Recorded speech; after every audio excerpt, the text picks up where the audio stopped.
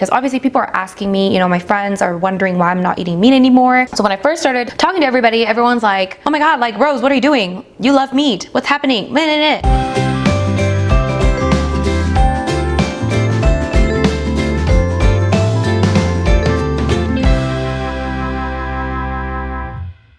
Hello everyone, it's Rose and welcome back to Cheap Lazy Vegan and another Vegan Talks video. Today I'm about to chat with you guys regarding veganism, which is what I do once in a while. So if you guys want to watch more Vegan Talks videos where I discuss different topics regarding veganism, I'll link the playlist down below in the description box. Today I have a nice cup of coffee, which I drink most of already, I'm not gonna lie, okay? But today's topic is going to be things I wish I knew before going vegan. Yes, I thought this would be interesting. Some of these you might already have guessed that I would say, because I feel like I repeat a lot of these things throughout my Vegan Talks videos, but at the same time I feel like it's important because I know that not everyone's gonna watch every single video of mine. So yes, okay, if you are one of those people that watch every single video of mine, love you, okay? But even if you're not, I still love you. Okay, I'm just gonna jump right into this topic. So I have a little list here. I'm sure there's so many more that I could add to this list, but yeah, so if you guys like these kinds of videos, don't forget to subscribe to this channel and let me know also if you have any requests for future Vegan Talks videos that you want me to talk about. All right, so the first thing that I wish I knew before going vegan is that transitioning is not shameful. So this is something that I feel like I put on myself. So I don't know if you guys know my vegan story, but basically I first went pescatarian, and then, which is basically a vegetarian that eats fish, so someone that does not eat land meat. So I went pescatarian. That was the first thing I did, is I cut out land meat, and then about a month later did more research, and then I watched Earthlings and I did all of that, and then I cut out dairy and eggs. So pretty quickly after giving up land meat, I cut out dairy and eggs, but I held on to fish, eating fish for a very, very long time, for like years. And during that time, I did eat a lot of vegan friendly foods, obviously, because not every meal is going to be like fish, but I still felt like a sense of guilt. And yeah, this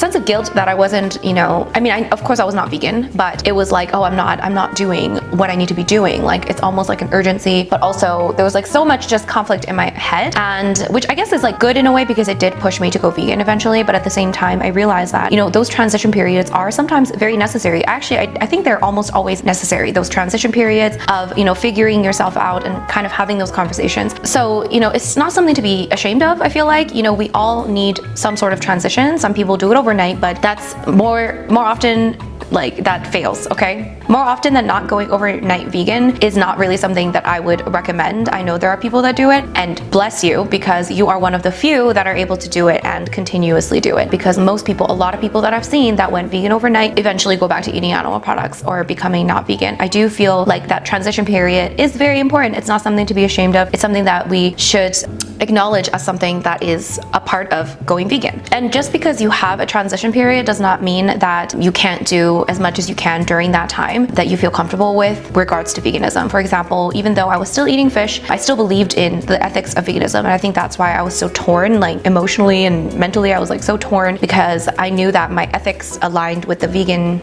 message, but I wasn't fully vegan. So I guess that's why I had like a certain level of shame and conflict in my own head. But I was still doing other things, like I wasn't buying any more leather, and I was just, making little changes and just things that I could do at that time, trying to shop cruelty free, not going to the zoo, and those things that still contribute to, a vegan lifestyle. Not contribute to, but still you remove yourself from whatever you can at that moment that contributes to animal suffering, and then you just kind of move forward from there. So yeah, transitioning, in my opinion, is not shameful. I don't believe in shaming someone to go vegan overnight because, like I said, I just don't think it's effective. I really don't. I believe in the power of human psychology. I think that we should go with our human psychology and how our psychology works. And a lot of times when people go vegan overnight, it's usually a very kind of impulsive decision. And when we make those impulsive decisions, we don't think things through as much. Okay, so these people that say they went vegan, they're not really actually fully mentally prepared to go vegan. So a lot of them go back to eating animal products, and then at that point, they're already kind of jaded and and maybe they didn't have the best experience as a vegan, so then they don't really consider going vegan again, or I don't know, maybe that's not always the case, but I feel like that's what I would be afraid of if somebody says they want to go vegan overnight, because that sounds like, to me, it's a very impulsive decision. So the next thing I wish I knew before going vegan is that there is no such thing as a perfect vegan. So this kind of is, you know, related to the previous point, but there really is no such thing as being completely perfect in the society that we live in. We cannot live a perfectly ethical life, unfortunately. Even though we don't think that we are doing direct harm to, I don't know, animals, it doesn't mean that we aren't doing any harm at all. Unfortunately, because we live on this earth and because we're human beings and because we tend to destroy everything that is around us, you just can never be perfect and you can never live a completely cruelty-free and ethical lifestyle. We can do the best that we can given the knowledge that we have and the resources that we have, and of course our mental capabilities of doing the best that we can, but there's no such thing as being 100% perfect. There's definitely lots of gray areas in this realm of discussion. So I feel like there's a lot of people that, you know, may want to become vegan and they're transitioning to veganism, but there's like one thing that's holding them back, or there's like a few little things that they still do that they know that isn't vegan. Like maybe they still have household products that aren't vegan, or maybe they still buy certain products that aren't vegan. But I can tell you that there's a lot of people that call themselves vegan, but isn't necessarily like 100% perfect, only shopping cruelty-free, only buying like 100% vegan products. So there's definitely a lot of gray areas and there's no such thing as perfect. So I guess my point is that you should still try to do the best that you can, and even if that means you calling yourself vegan, but maybe there's like a little thing that you still do that isn't completely vegan, because I do think that the word vegan is important to a certain degree, because it kind of gives you a certain level of responsibility to behave in a certain way. So when you call yourself vegan, then you're less likely to like do non-vegan things, obviously, because you're calling yourself vegan. But when you don't call yourself vegan because you have this like one little thing that you do that isn't vegan, then that kind of allows you room to do everything else, because technically you're not vegan. I think there is power in the label. There really is. There is power in that label of vegan. There's also a lot of bad things with that label, but there is power with the label vegan, and it does put people in a position where they might be more likely to make more ethical choices. So I don't really think that we should shame somebody for, I don't know, maybe doing something that we don't deem as completely vegan just because they call themselves vegan. I don't know if I'm making any sense, but yeah, I guess I'm talking about the all or nothing approach. I don't really necessarily agree with the all or nothing approach. We live in a world where it's like there's just so many aspects to veganism, so it is hard to meet all of those aspects, which is why I really don't think that everyone is like perfectly vegan or perfectly cruelty free or perfectly, you know, animal product free. Yeah, that's something to take into consideration.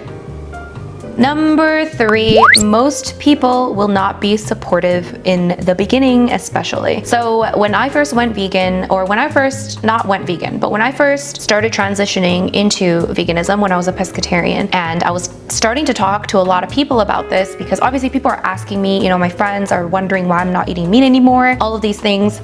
So when I first started talking to everybody, everyone's like, oh my God, like Rose, what are you doing? You love meat. What's happening? And then I would like explain, I'd be like, in my head, when I learned about all this, I was like, oh my God, like this is terrible. Like we need to be more ethical, like all of these things. And then so I thought everyone would understand and everyone would support what I was doing. Even if they couldn't go vegan, they would still be supportive of my decision, because they would think, okay, yeah, like you're right. You're probably right, because all of these things that we're doing to these animals is not good. Oh boy, was I wrong.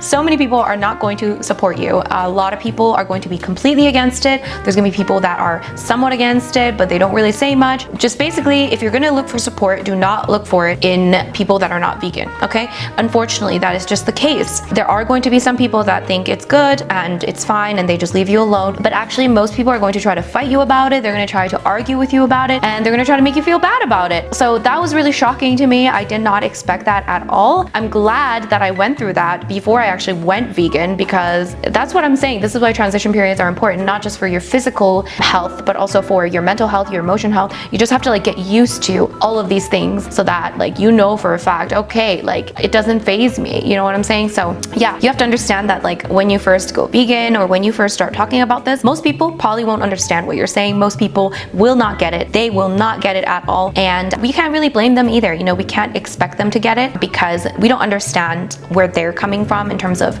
we're all coming from this society where it's so normal to not be vegan. So that's the norm and that's the way that people think when they live in this society. So we can't expect them to completely understand, because obviously on your end, maybe you did a lot more research than they have. Maybe you've seen things they have not seen. So either way, do not expect a lot of support from your family and friends. Unfortunately, that probably will not happen. And so that leads me to my next point, which is that social support is key and it is very crucial. And you guys are like, well, where am I supposed to get support when my friends and family are not supporting me? This is important to really try your hardest to at least be a member of some sort of community of people that at least kind of understand where you're coming from. There's a lot of vegan groups now. There's a lot of vegan online groups that you can find support from. There's also local communities where you can interact with other people that are vegan or vegetarian or curious about vegan and vegetarian. There's even a website called meetups.com. I've never actually went on any meetups, but they have basically meetups for vegans and vegetarians. I'm sure you might be able to find one in your area where you can have like a vegan potluck with a bunch of people that you don't know. So it's a chance to meet new friends. But I really do feel like social support and having even just one friend that is supportive, even if they're not vegan, one friend that is supportive about your decision is so important, and trying to get them to understand you. And like, they don't have to go vegan again, but maybe even just a friend that wants to go with you to a vegan restaurant and eat some vegan food with you. These things are so important. If someone is being extremely negative, even if they are your friend, they are your family, I'm not saying cut them out, but like, you need to spend some time with other people as well that are more supportive and more positive about your changes, because somebody that's just being negative all the time about your changes and what you want to do, it's just not going to be a good experience for you, and you are not going to have a good time trying to go vegan if you're just surrounded by negative people like that. And do understand that they're probably not trying to be malicious or mean to you. They're just, stating what they believe to be true. So yeah, that's important. Yes. So social support is so important. So really try to reach out and, either make some vegan friends, or again, reach out to your non-vegan friends that are, more open-minded, get them to go with you to vegan, restaurants and vegan food, get them to try out some of your vegan recipes or whatever it is. Just try to find some support in one way or another. It is so important. So important. This leads me to the next point. I've forgotten how many I have said at this point. So the next point is that you cannot change anybody but yourself. Yes. Okay. So this, again, it all ties into what I just said. Is basically, when I first went mostly plant-based, I thought everyone would understand me. I was like, everyone is going to understand this. Once they see this, they will be open to this and they will not want to eat meat, because that's just kind of like my experience. But I realized very quickly that that isn't the case all the time. A lot of people will look at this footage and they will be completely fine with it, or they will be disgusted, but they won't change, or they won't even want to look at it. Most people just want to stay in the dark and not see it. Most people just don't care that much, or they don't want to care that much, because that means they have to change their diet and their lifestyle. So the moral of the story is that you really just cannot change anybody but yourself. So it's kind of disheartening, but at the same time, we can't expect everyone around us to change. Unfortunately, we're all wired very differently. Even if we grow up in a similar environment, we are wired differently, and it is difficult for a lot of people to even try to make that connection. So it's an unfortunate part of life, but you just cannot change everybody. You can't change anyone except for yourself. Next thing, which again relates to the last point, it's something that I realized: people are not evil or terrible because they're not vegan. Some people might disagree with me on this, but I just, in the beginning, like I said, when I opened my eyes to this, I just thought, oh my God, this is so terrible. How can anyone, after seeing this, continue to do what they're doing? Are they terrible people?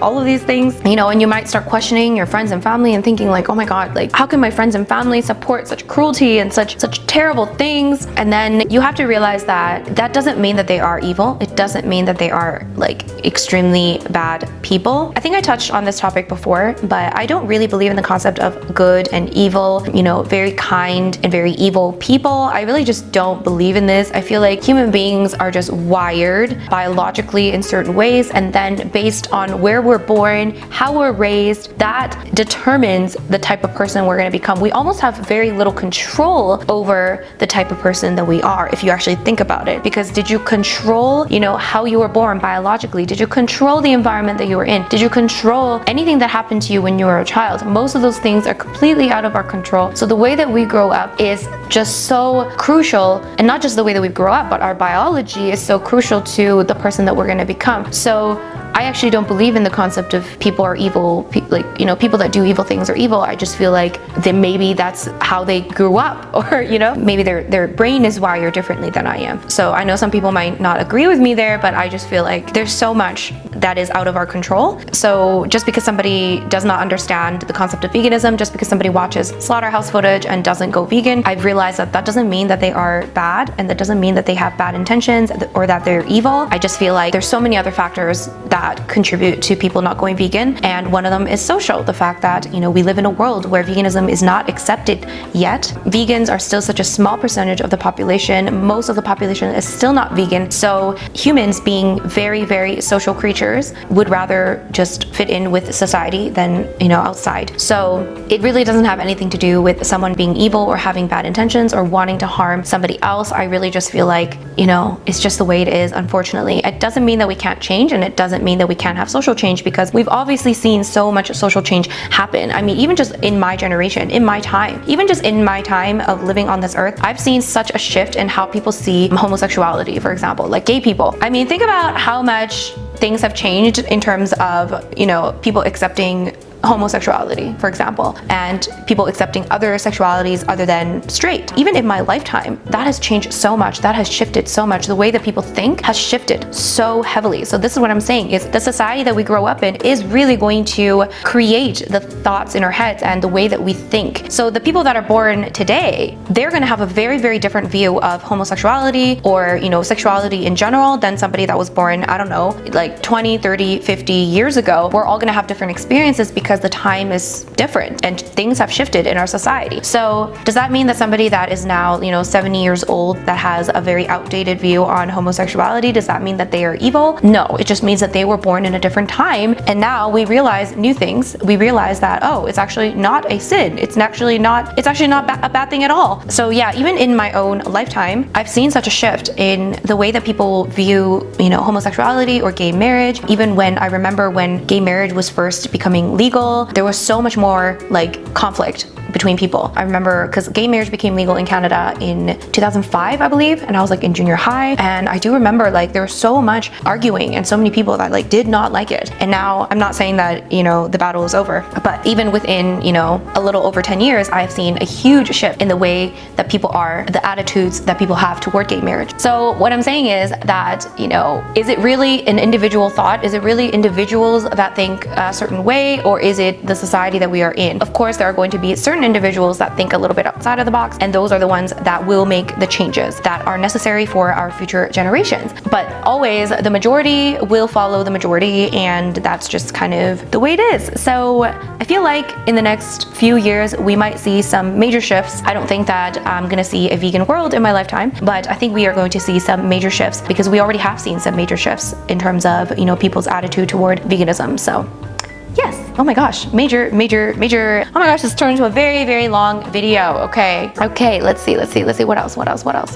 All right, so the next thing I wish I knew before I went vegan is to not follow social media influencers' nutrition advice when they are not qualified to give nutritional advice. So this, I'm sure a lot of people are guilty of doing this, and even now I feel like people still blindly follow social media personalities just because they might look good, or they might say that they feel amazing, or they might be very charismatic. People tend to follow these people's advice in terms of nutrition. Now, it is fine to look up to people. It is fine to look up to their lifestyle and think, oh my God, like what a great life that they're living, like blah, blah, blah. But also that is also, you know, social media is not real life, guys. Well, not that it's not real life, but looking at somebody's like what they put on social media is not the reality. It's not like their entire life. It's not the full truth is what I'm saying. But yeah, so I think that a lot of people, I think now realize that following somebody that does not have any nutritional qualifications, following their nutritional advice is probably not a good idea. Definitely do some research of your own, and don't follow somebody to the T as to what they're doing. Of course, you can get inspiration. Absolutely, I am all about getting inspiration from other people. But if they're doing something extreme, you might want to look into it first of all, okay? If they're doing something that seems extreme and seems very, very, you know, out there, you might want to at least do a little bit of research behind that, not just from what that person is saying, but from actual, I don't know,